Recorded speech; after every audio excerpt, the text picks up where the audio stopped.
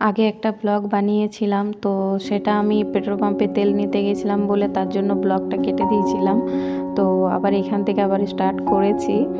তো আমরা যাচ্ছি, তো তোমরা যদি রাস্তাটা কেউ চিনতে পারো তো অবশ্যই বলবে যে কোন রাস্তাটা এটা।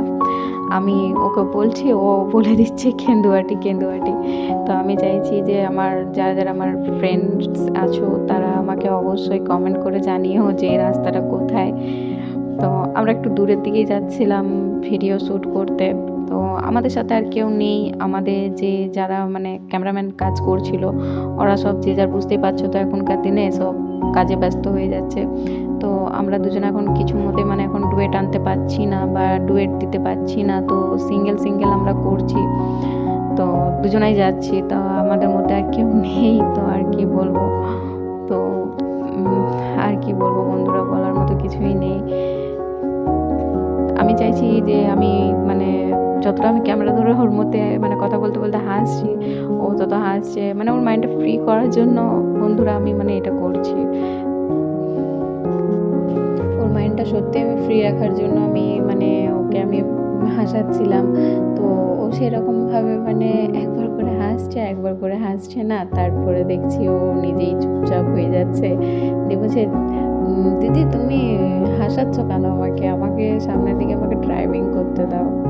আমাকে বলছে, দিদি তুমি আমাকে ড্রাইভিং করতে দাও, মুখের সামনে ক্যামেরাটা ধরে নিচ্ছ, গাড়ি এলে বুঝতে পারবো না, তখন আমরা যদি যেতে যেতে যদি কোনো কিছুতে ঠোকা যায় তখন বলবে ভাই আমার ফেলে দিয়েছে।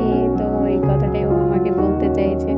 তো আমি ওর কথাটা বুঝতেও মানে আমি বুঝেও আমি বুঝি না, মানে ওকে আমি হাসানোর জন্য চেষ্টা করছিলাম, জাস্ট এইটুকুনি। তো আমি ভাবলাম যে ও হাসলে তো ওর মাইন্ডটা ফ্রি রাখলে তো আমারও খুব ভালো লাগবে, কারণ আমরা একটা হেসে একটা মানে দুজনা মিলে যদি এরকম করে একটা হাসি খুশিভাবে মানে যে যদি শ্যুটটা করি তাহলে হয়তো আমাদের শ্যুটটাও ভালো লাগবে। তো এই জন্যই আমি ওকে জাস্ট এটা হ্যাপি রাখার জন্য করছিলাম। ও বোঝাতে চাইছে, ও বুঝছেই না, কি বলবো, কিছু বলার নেই বন্ধুরা, আর কি বলবো। কি বলবো বলো তো, মানে আমার একটা ছোট্ট একটা কিউট একটা ভাই, মানে কি বলবো, মানে ভাই মানে ভাই সত্যি ভাই। মানে ওকে আমি দেখো কিছু না বলেছি তখনই মুখটা চুপটি করে মানে রেখে দিচ্ছে, যখন দেখছে না দিদি কিছু বলছে না, আমাকে কিছু বলছে না, তখনই মুখটা চুপ রেখে দিচ্ছে, না হাসছে না কিছু। ওই যে আমি ওর হাসি দেখতে পাইনি বলে আমি নিজেই চুপ হয়ে গেছি। তো যখন আমি ভাবলাম যে একটা যে কোনো একটা কথা বলি যদি ও হেসে ওঠে, তো ওইরকম ওকে হাসানোর চেষ্টা করছি, যখনই ওকে হাসানোর চেষ্টা করেছি তখনই ও ওইরকম করছে।